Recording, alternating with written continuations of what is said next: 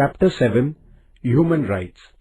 In the previous lessons, we have learnt about the different ways of establishing international peace and security. The preservation of human rights is another way of achieving the above goal. The idea that supports human rights is that every individual in the world has a right to live and develop himself or herself. The human and material loss caused by communal riots, racial conflicts and terrorist acts is much greater than that caused by wars. One can see that women, children and some marginalized social groups are exploited to a great extent.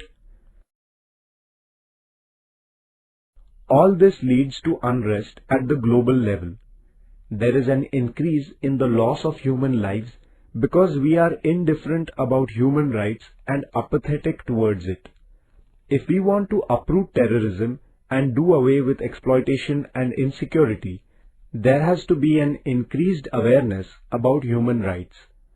Everyone must make concrete efforts to protect human rights. Human rights, meaning and nature. Human rights refer to the right of every person to live a dignified life and develop himself without facing any discrimination on the basis of religion, gender, caste, race or country. Individuals get human rights from their birth itself. Since no government, organization or any other individual bestows these rights, no one has the authority to take away these rights. Human rights are universal in nature. The right to live. The right to live means the right to live with dignity. This implies the fulfillment of all basic needs as well as having an environment conducive to one's development. Freedom of thought, expression, religion, etc. A person can bring about an all-round development of his personality only when he or she can think freely and has the freedom to express it. Since an individual is a rational being, he or she must have the freedom of thought and expression. The freedom of religion is also an important human right. The right to acquire nationality. The right to acquire nationality is the right of an individual to get the status of a citizen in his or her country. As a citizen, an individual gets the political rights to vote, contest elections, etc. He or she gets an opportunity to participate in the affairs of the country. The right of protection against arrest and detention. It is against human rights to arrest or detain anyone without a proper reason. In order to preserve this human right, every country must have a proper legal and judicial system. Right to education. Education helps to dispel the ignorance of the individual. It also provides opportunities for development. It creates a will to fight against injustice and exploitation, and therefore, the right to education is an important human right. Human rights and the United Nations.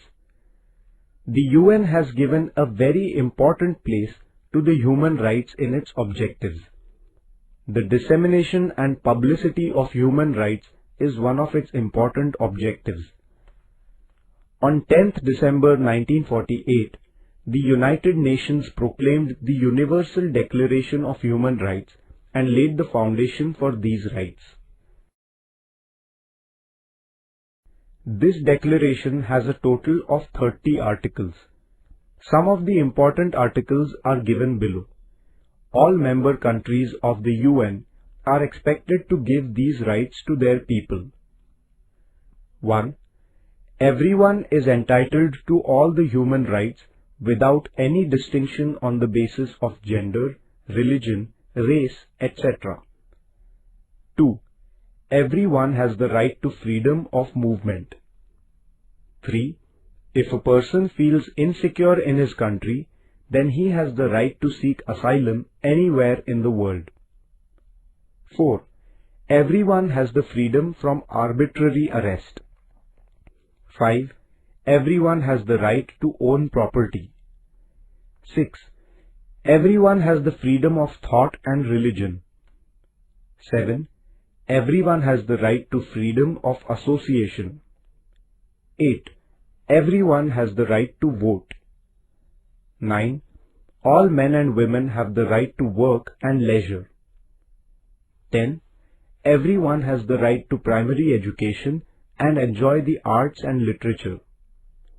11. Everyone has the freedom of occupation. 12.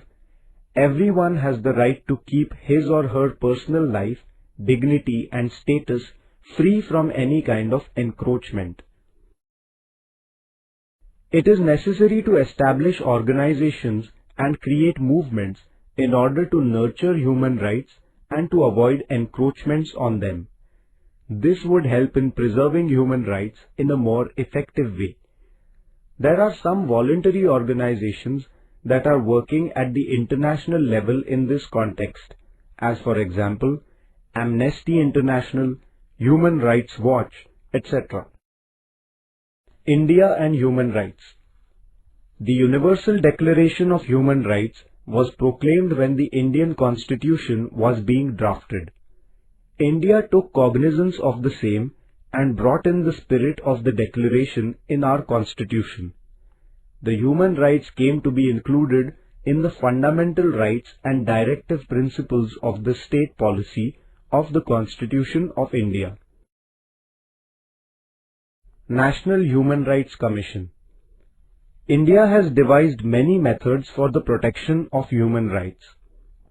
One of these is the establishment of the National Human Rights Commission in 1993. Structure. There are 6 members and a chairperson in the National Human Rights Commission, NHRC. A retired judge of the Supreme Court is appointed as the chairperson of the commission. Judges from the Supreme Court or High Court, retired or in service, are appointed as members of the commission. The chairpersons of the National Commission for Minorities and National Commission for Women are members of this commission. Also, 2 experts who have actually worked in the field of protecting human rights are also members of the commission. Functions. This commission investigates into cases of violation of human rights anywhere in the country. The important function of this commission is the protection of human rights. The state of Maharashtra has also established a Human Rights Commission.